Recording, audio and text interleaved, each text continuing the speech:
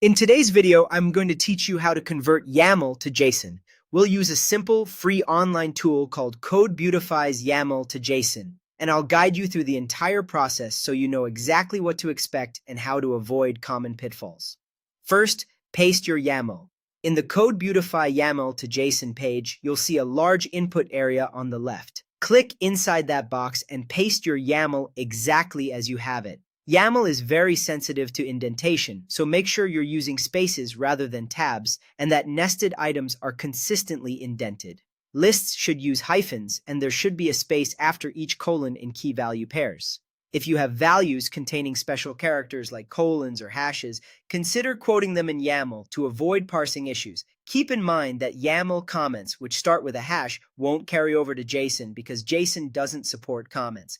If your YAML uses advanced features like anchors or aliases, the converter will typically resolve them to plain values in the output.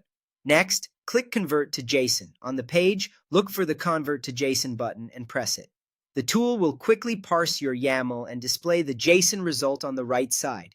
You should see well-structured JSON with braces and brackets, double-quoted keys, and proper commas between items. Numbers, booleans, and nulls are preserved, and lists in YAML become arrays in JSON.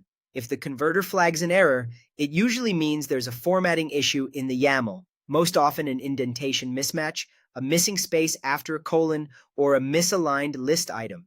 Go back to the input, fix the spacing or the offending line, and click Convert to JSON again. When the YAML is valid, the JSON output will appear instantly. Finally, copy or download the output. If you want to move fast, use the copy button to place the JSON directly on your clipboard and paste it into your project, API tool, or editor.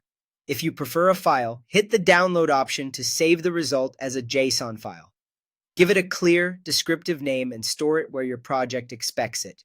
It's a good idea to open the file in your code editor to confirm the structure, or run it through a linter if your workflow calls for one. And that's it. Paste your YAML, click Convert to JSON, then copy or download the output. With this workflow, you